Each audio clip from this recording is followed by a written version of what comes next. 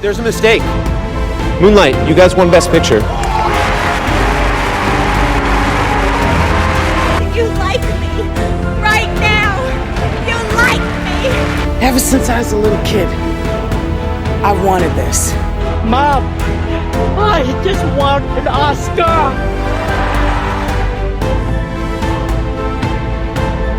I'm Connor Wold and welcome back to another episode of the Ultimate Oscar Showdown. And this week we're continuing our breakdown, tier ranking the Best Actress winners. This week looking at the decade of the 1980s. Next week we'll final off our rankings Best Actress category by looking at the 1970s decade. And then we're going to go into a new sort of subcategory here by looking at the Best Supporting Actor category, starting it off with the 2010s and then moving back to the 70s. But stay tuned for right now. We're still deep into the Best Actress category. So I hope you've been enjoying these videos. You guys have been showing a lot of support, continually commenting, leaving likes, that sort of thing. So it's always well appreciated. So please do continue to do that. It is greatly appreciated. But without further ado, let's jump into things. If you're new to the series, what I do every single week is tier rank actors from a certain decade. In this case, we're going to be looking at the 1980s, in which I will tier rank the winners from S tier to D tier. So it's not 1 to 10, just in terms of the sort of categories, S being the highest, D being the lowest. And ultimately, I always look at the performance itself, not necessarily the movie, whether or not I like the movie, but the performance within the movie. Was it a bad performance in a good movie? Or oftentimes there's great performances in just sort of okay movies. A couple of those in this week's episode, but still, regardless, we still have some good performances. So I don't want to hold the movies too much against the actual performance. So without further ado, let's jump into the 1980 winner, Sissy Spacek for Coal Miner's Daughter. And Sissy is one of my all-time favorite actresses, whether it be her stuff from the 80s and 70s with the Carrie and Badlands all the way up until more recently in The Old Man and the Gun, or in comedies like Hot Rod. She's had an incredible career, and every decade it seems like she has, one or two really terrific performances. And in this movie, we start to define the structure of the musical biopic. I mean, I think you can see a direct link between this movie and, say, Tender Mercies, which we sort of cover, but more in the modern sense of a Bohemian Rhapsody or an Elvis or a Ray or a Walk the Line. There's a connection here in terms of the formula that was built. Now, the movie is slightly dated. It takes a long time to really get to where it's going to go. It doesn't have the sort of rapid pace of, say, a Bohemian Rhapsody or an Elvis, so it does reveal a bit of its length. But I do think the ultimate success of the movie comes through Spacek's performance. As usual, giving a very humanist performance. I think the sort of shyness and unsureness that she has as a performer works really well with Loretta Lynn's a similar sort of shyness and sort of reluctance to become that big superstar. And that helps with the story, particularly when we get to the second half, in which we see Loretta Lynn become more of that sort of rock star, that country singer star. In which we understand where she was as a person. This 14-year-old girl sort of plucked out of this mining town and then launched into superstardom. In those early scenes, Spacek is really terrific at giving us the reluctance and some of the shyness and the human elements that really ground the character. So therefore, when we have sort of big success and revelations later on in the movie, we still know where she came from, and we can see that growth of the character. So, this is a movie that has a very standard biopic formula, but you can't, criticize that too much because it was one of the originators of that, and I think Spacek gives a terrific, as usual, humanist performance. So for me, it will go into the B tier. Then the 1981 winner is Katharine Hepburn for On Golden Pond. And I talked about this movie because Henry Fonda won Best Lead Actor award Oscar for this. So I talked about this on the 80s Best Actor tier ranking video, in which I wasn't sort of a big fan of the movie as a whole. But like I mentioned at top, we ultimately judge these movies based on their performance. And my favorite part of the movie was Katharine Hepburn. I think she shows great range in the scenes that she does have, whether it be sort of her wide-eyed, desperate concern and the young love that sort of seeps through in her scenes when she's caring for Henry Fonda's character. I think he has a heart attack. We see that sort of desperation. We see how much she loves this man and sort of the history that the relationship has had. But then other times she's very motherly, and clearly I think the glue to this family, in which her daughter, Jane Fonda's character, comes to her to sort of emotionally talk about her relationship with her father and sort of break down. She's there to be sort of supportive and motherly in that regard. So we see her not just as the mother figure, the glue to this family, but we see different, modes of her, and Hepburn, as a result, is able to show her range. So she shines in every opportunity she has in terms of the scenes she does have, although she still isn't really the main super lead of the movie. I think it is still mostly Henry Fonda's character. But, I have no problem with, one of the great actresses winning her fourth Oscar here. I have my issues with the movie, but in terms of performance, this is a good performance. So I'm going to have to put this one in the B tier. Then the 1982 winner, Meryl Streep for Sophie's Choice.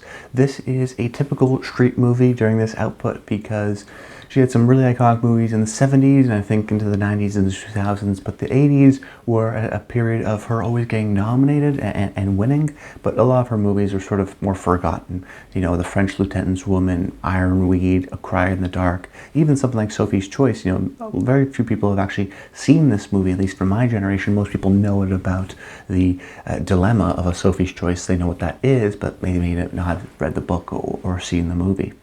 And when you do watch the movie, it's kind of different than what you think it is. It really is about this relationship between Streep and this man, and some of her traumas about the Holocaust kind of reveal itself to us in the flashbacks. But there's a large part of the movie that's just not related to the Holocaust at all.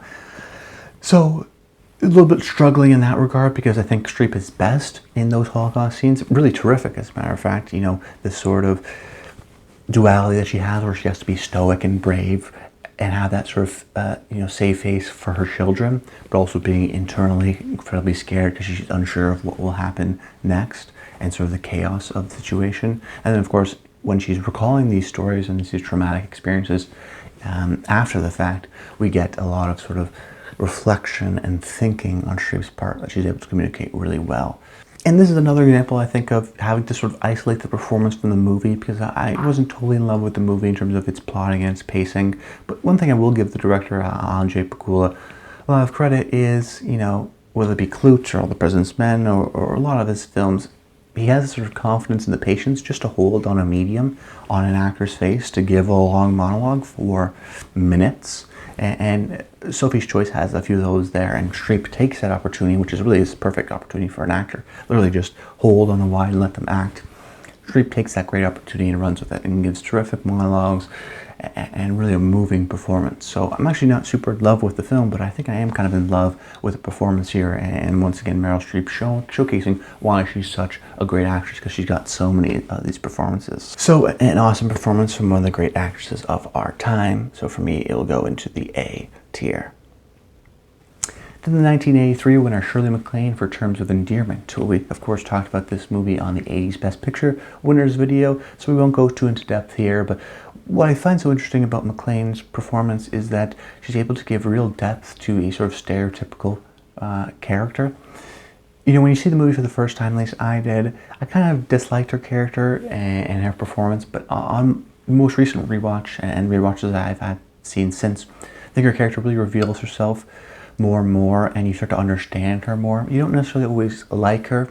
There still is a fact, I think, of wanting to side with Deborah Winger's character just because of the machinations of the script, but you understand her more. And I think that's a real testament to MacLaine, who's able to take the stereotype of the overbearing mother and just give certain looks and glances and line deliveries that communicate some of the insecurities that she has that she's projecting onto her. She's not someone that's just completely cold-hearted, but is maybe saying something because she's concerned about her daughter. She's concerned about some of her own insecurities of the mistakes that she made in her life. Doesn't want to see her daughter follow the same sort of a path, but still, being frustrated because she clearly loves her.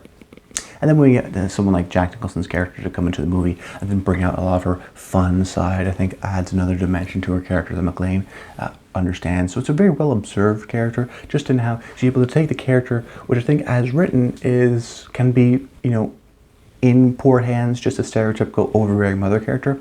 I think she's able to communicate her as a person trying to just ultimately help her daughter, even if it's a sort of a cold-hearted, mean way in many ways. We still understand the emotions of where she's coming from, which I think helps her character. And that's all you need for you to understand this character. You don't always have to like her, but you have to understand her. And I think MacLaine does a great job at doing that, combined with James Brooks' witty dialogue. It works quite well. So for me, I'm putting it in the A tier.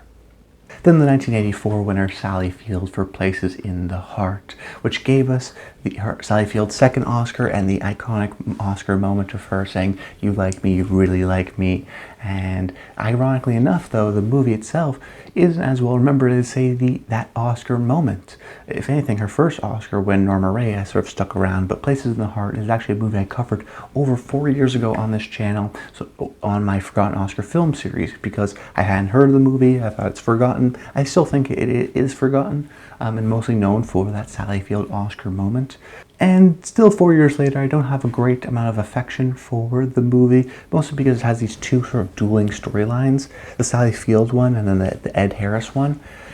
But to Sally Field's credit, her performance and her storyline is the best one. Now, it's unfortunate that we get about half the movie into an irrelevant, kind of uninteresting storyline, that we can't focus on Sally Field's storyline.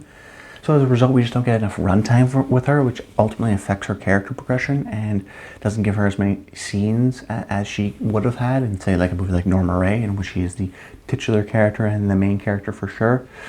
But that being said, we ultimately judge the performance here, like I said, and I think this is a solid performance. I think if you look at this as a Oscar-winning performance, you would expect to be super wowed, and it's not that kind of a performance, but it is a solid performance if you grade it on the scale of, this is a gentle, quiet, kind of motherly feel performance that I think she really adopted in terms of her modern day persona for the next 40 years.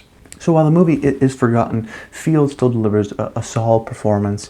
For me, that will go into the B tier. Then the 1985 winner, Geraldine Page, for The Trip to Bountiful, which was the first time watch for me and a little bit of a disappointing one. You know, this is a real period, I think the 80s and then maybe into the 90s, a period where we really see these sort of aging, older Academy demographic really prefer certain types of movies. So you have movies like this, or Driving Miss Daisy, or Harry and Tonto, movies that are very much directed and appeal toward a certain demographic, an older demographic looking back on their life. I mean, this is a movie that's an ultimate nostalgia trip about an older woman trying to go back to her hometown and live some of those memories again. But unfortunately, I think these sort of hyper-specific movies are so emotionally directed towards a certain age group that they alienate large swaths of the population, including myself, someone who's a little younger. So as a result, I had trouble emotionally connecting to the movie and then ultimately the character. You know, at least a movie like Harry and Tonto has interesting locales. The Trip to Bountiful oftentimes just has bus stations and sides of the roads and hotel lobbies. It doesn't have a lot of interesting visual locales, which I think also sort of helps in terms of engaging with the story and ultimately the character. Now, if you like the movie, I understand it, because Page does get a lot of chances to act, and is, you know, the central character of the film. She does have a lot of opportunities, although this was at the time and still in a modern day sense a movie that was a makeup kind of an Oscar win. Geraldine Page had been nominated 7 times and never won. This was her eighth nomination. It was finally her time to win one and give her the award. But you know, from a 2023 viewpoint, as someone who doesn't have those fuzzy feelings towards Geraldine Page the way maybe other voters do, I don't feel the need to give her a legacy reward. Therefore, I'm just judging the performance on its face, and I don't think it's enough emotionally broad enough, but also understanding enough to help me understand why she's so connected to this place. I had trouble sort of connecting on that regard. So for me, a performance that just doesn't really work, they'll have to go into the D tier. Then the 1986 winner, Marley Matlin, for Children of the Lesser God. This was a very interesting win at the time, a progressive win, because Marley Matlin, as an actress, is a deaf actress. She can't speak, so this is her first role. She was very much a breakout and delivers a real dynamic performance. Now, you can also look at it for the politics of the Oscars, you know, trying to pat themselves on the back by rewarding a deaf actress to try to feel sort of modern. But, you know, regardless of politics, you know, pushing that to the side, what about the performance itself? And I think this is a really well-deserving performance. It's a firecracker kind of a performance. You know, I think Matlin is really helped by Hurt as her sort of counterpart, who was a really, I think, generous actor in this movie, in that he's doing a lot of heavy lifting in terms of hearing audiences, of telling us what she's saying.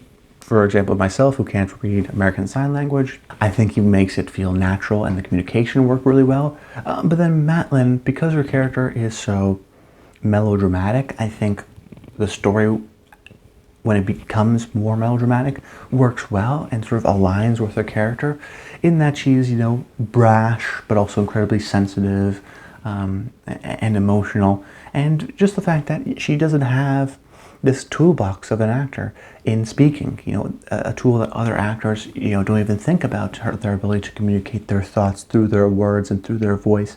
Matlin doesn't have, so she has this sort of challenge already, sort of this one arm tied behind her back, and she does even more so without it. She doesn't need that, in part because I think she has a good co-star in her that's able to communicate a lot of that, but also just through her faces, through her reactions, through the physicality of her performance. It is communicated, the intricacies, the uniqueness, and the sort of mysteriousness also of this character, which I think makes the movie and her character so alluring.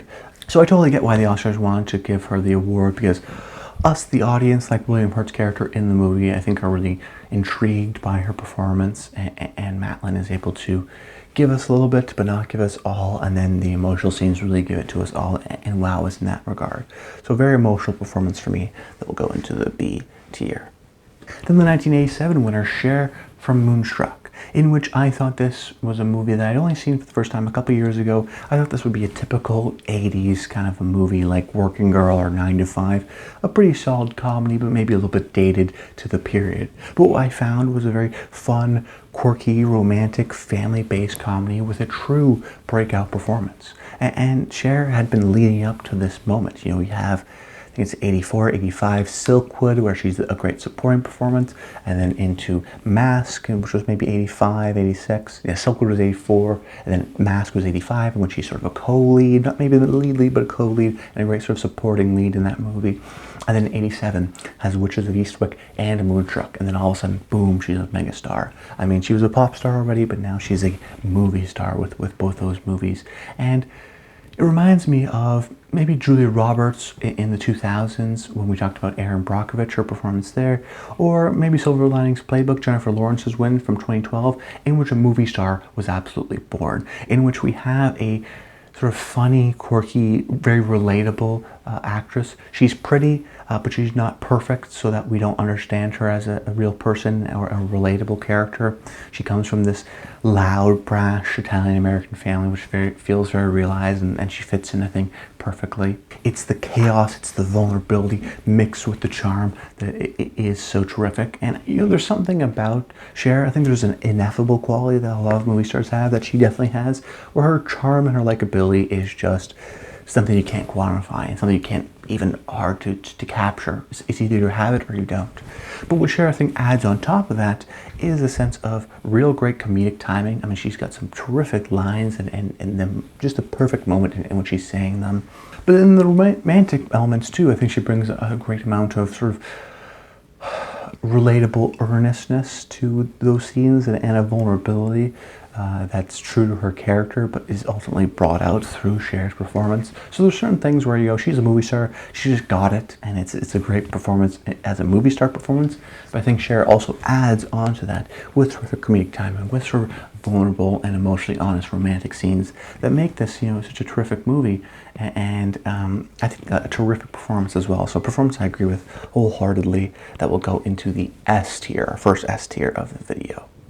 Then the 1988 winner, Jodie Foster for The Accused, which is her first Oscar win before Silence of the Lambs, and how much harder to watch than Silence of the Lambs, about this woman who is raped and goes to a lawyer to get her case tried and heard and solved, and then, unfortunately sort of gets pushed down by the legal motionings of the system and some of her frustration and anger, and then trying to reverse that decision. And it's very much a legal lawyer movie about a rape.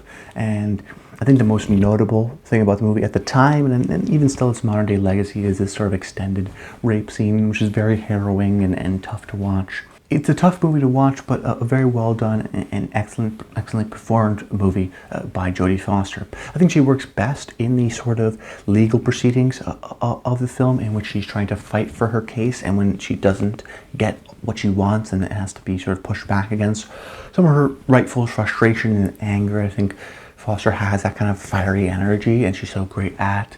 Now, some of the other elements where she has to be some more of the hillbilly dumb kind of elements doesn't always work so well, because I think Foster is an actress that just radiates intellect and competence. That being said, for the most part of the movie, it is just about those legal proceedings, so we don't get a lot of sort of the everyday life of Foster's character.